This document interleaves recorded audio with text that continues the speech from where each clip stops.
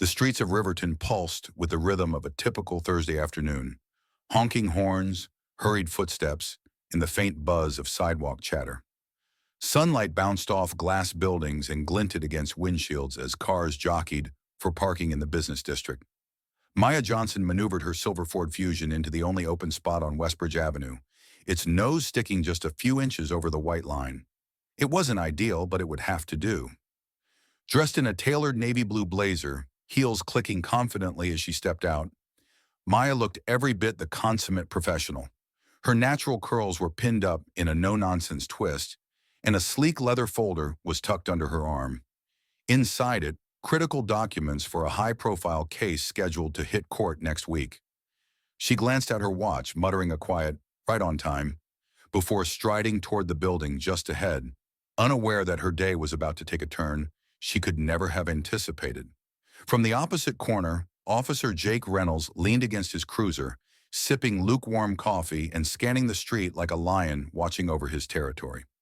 A 10-year veteran of the force, he was known among colleagues for his no-nonsense demeanor, and among locals for a rigid interpretation of the rules. But beneath the badge and buzz cut simmered biases he refused to acknowledge, masked beneath layers of authority and bravado.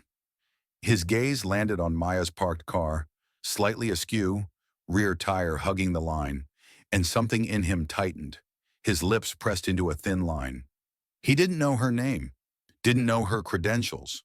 All he saw was a black woman in a nice suit, parking with a trace of disregard in his city. That was enough. He tossed his cup, squared his shoulders, and crossed the street with the determined gait of someone spoiling for control. "Excuse me," he barked before she could reach the building entrance. Maya turned, brows raised. "Yes?" "You can't park like that," he snapped, gesturing toward the Fusion. "License and registration, now." Taken aback, Maya blinked. There was no greeting, no explanation, just hostility wrapped in a badge. She opened her mouth to respond, but the edge in his tone made her pause. "Is there a problem?" she asked calmly. Reynolds narrowed his eyes. "You tell me. You're the one breaking parking laws." Maya studied him for a moment, sensing the weight behind his words. She reached slowly into her purse, retrieving her wallet, and handed over her license without a word.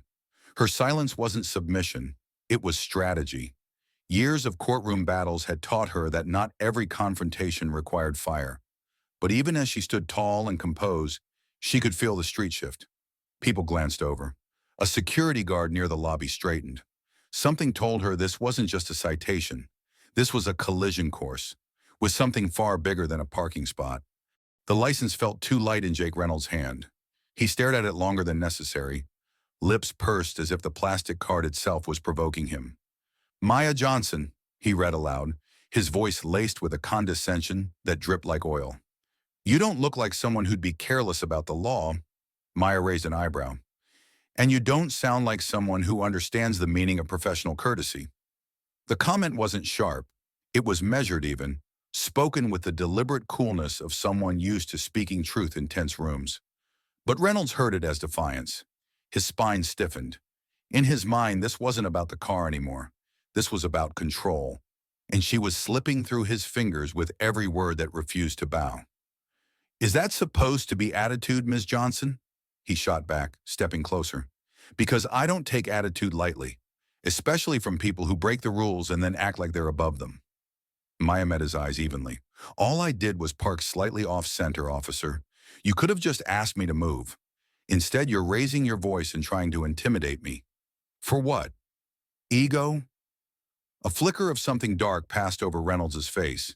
It was the look of a man unaccustomed to being called out, especially by someone he underestimated from the moment he saw her.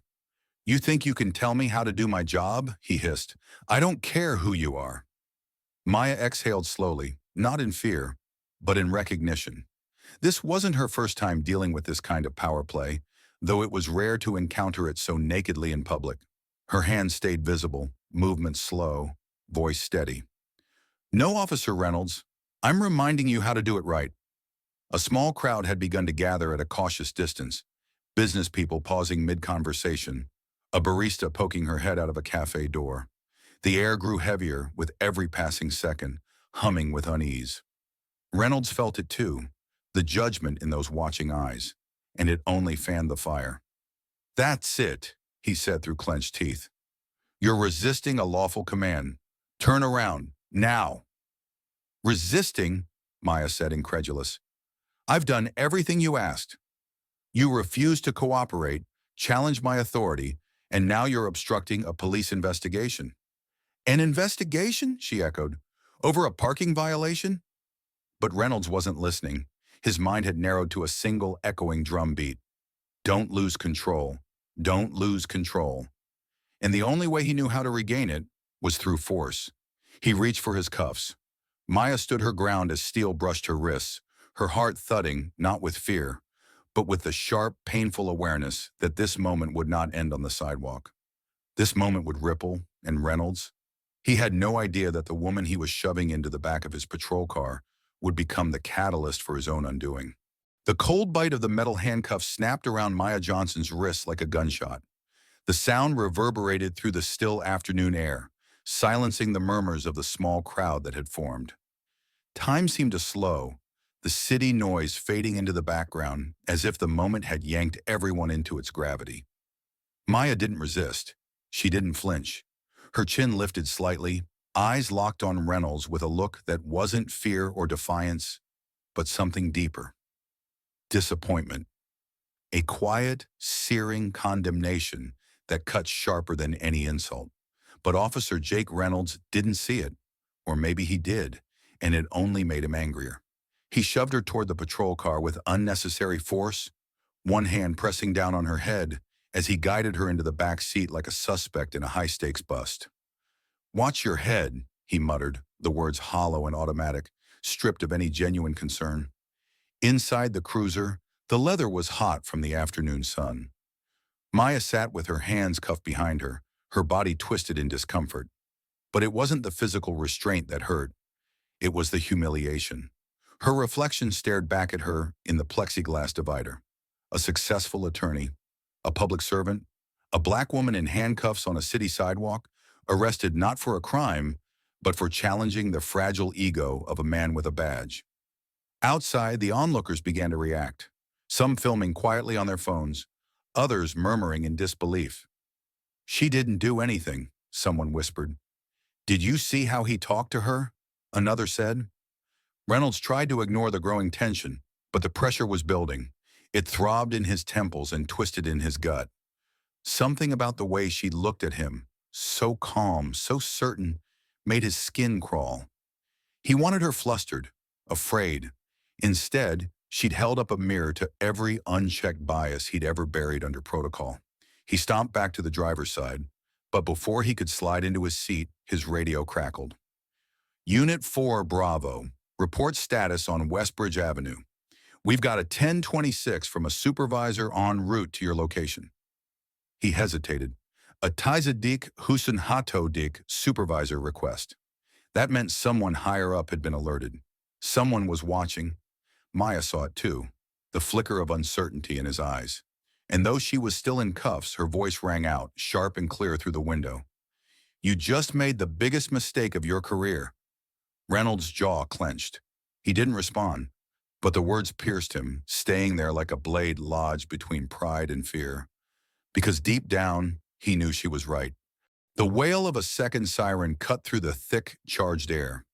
It wasn't urgent like the first, a slow, rolling warning that authority was arriving not in haste, but with purpose. Officer Reynolds glanced up just in time to see the black, unmarked cruiser roll to a stop across the street. The vehicle bore no markings, but he knew the license plate by heart.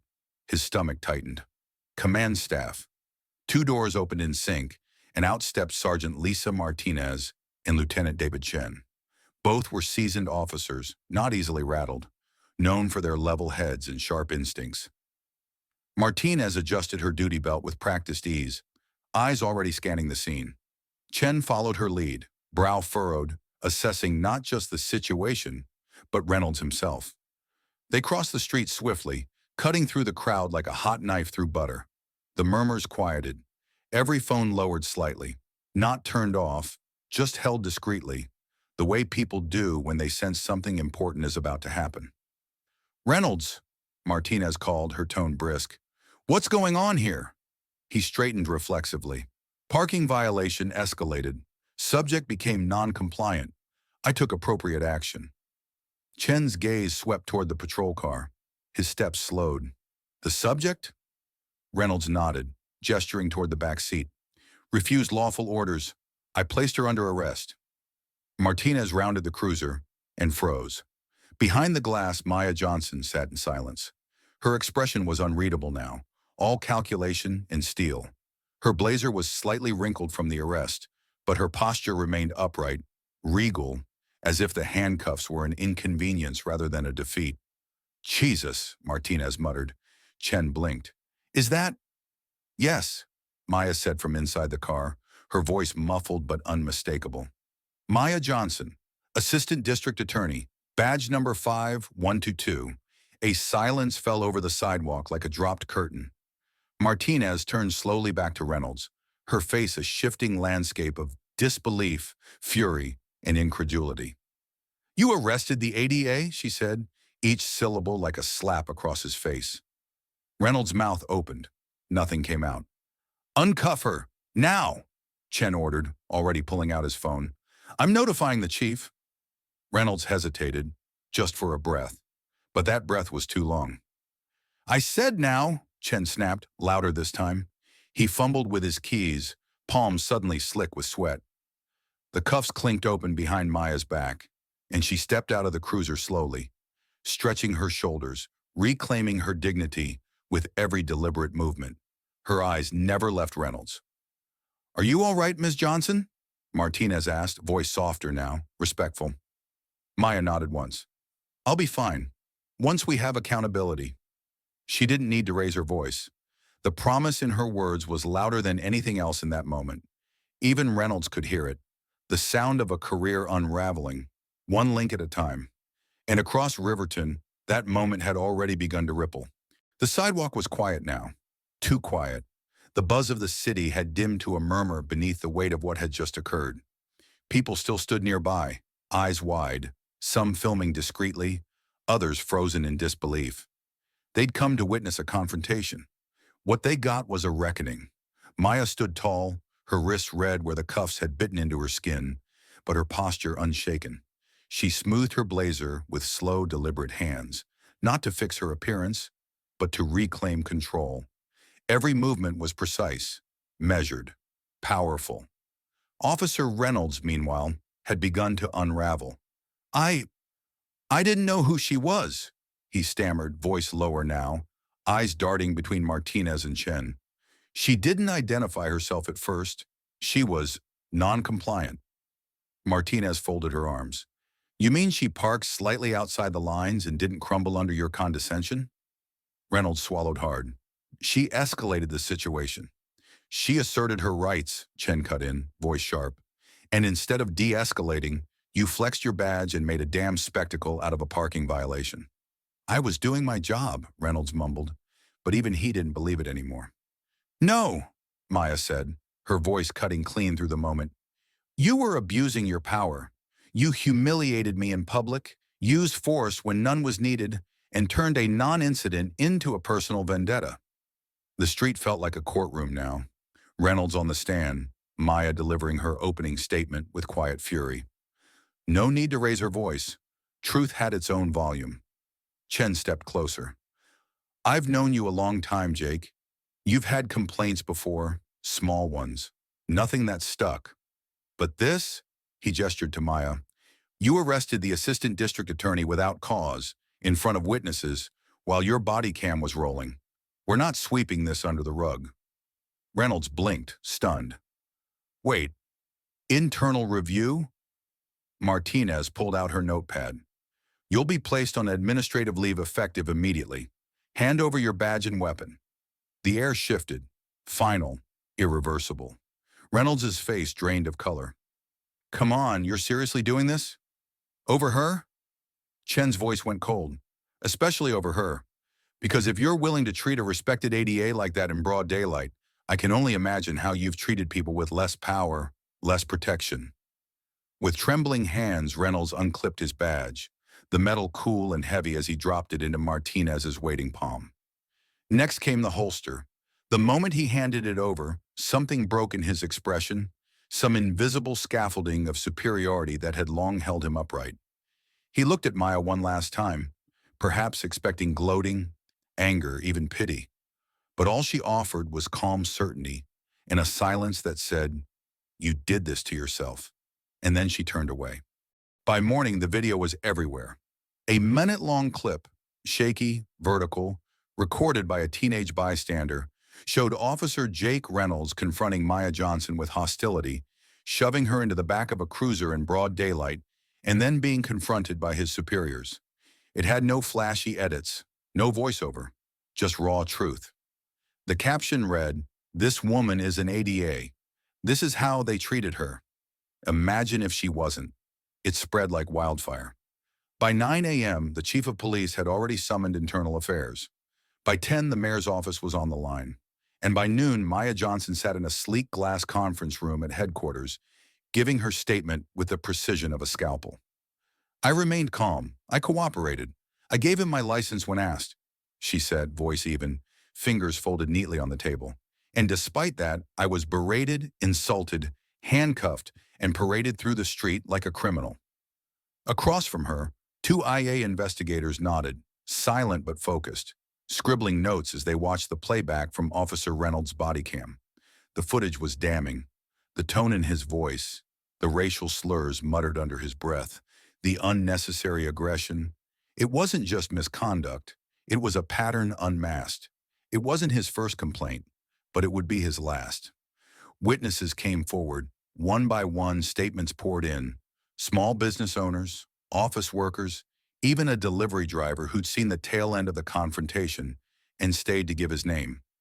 No one had seen Maya raise her voice. No one had seen her resist. But they'd all seen Reynolds lose control. When the IA officers reached the part of the footage where Reynolds handcuffed her and shoved her into the cruiser, they paused the video. The silence in the room was heavy. "Thank you, Ms. Johnson," one of them finally said. "This confirms everything. We'll proceed with the report immediately." Maya nodded once. "Make sure it doesn't stop with a report." Outside the conference room, the department buzzed with quiet panic. Officers moved through hallways with hushed urgency, some averting their eyes when Maya passed. Others offered brief nods, acknowledgments of respect, solidarity, or perhaps guilt. In the break room, someone whispered, "She's going to bring the whole system to its knees." Maya didn't want revenge. She wanted truth. She wanted every name Reynolds had mistreated, every corner of Riverton where power had gone unchecked. And more than that, she wanted change that would last longer than outrage on a news cycle. That night, as the sun dipped below the skyline and the city lit up in a blur of headlines and hashtags, Maya stood at her apartment window, watching the world shift beneath her feet. She knew this was only the beginning. The email came just after dawn. Subject: Final determination. Officer Jake Reynolds. From Office of the Chief, Riverton Police Department. To Maya Johnson, Assistant District Attorney. She read it once, then again, then let it sit, unopened, on her laptop screen like a trophy she hadn't asked for, but had certainly earned. The decision was swift and unequivocal. Jake Reynolds had been terminated.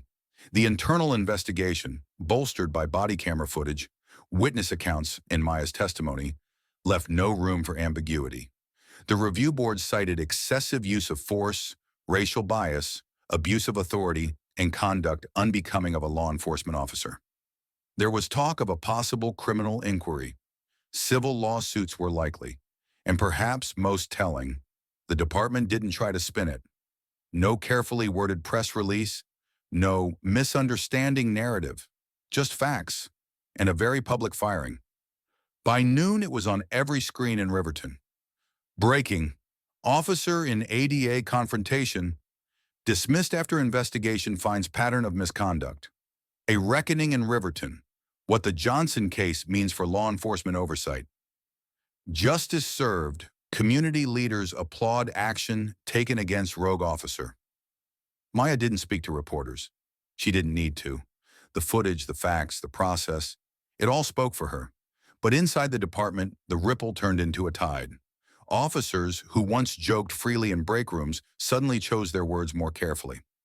Supervisors reviewed body cam footage more often. A long-stalled diversity and bias training initiative was fast-tracked for the entire force. New policies on traffic stops were drafted and pushed to the top of the agenda. Reynolds, once known for his swagger and aggressive policing, was now a cautionary tale.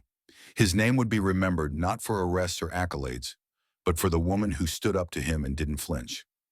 Maya knew the system wasn't fixed, not overnight, but something had shifted.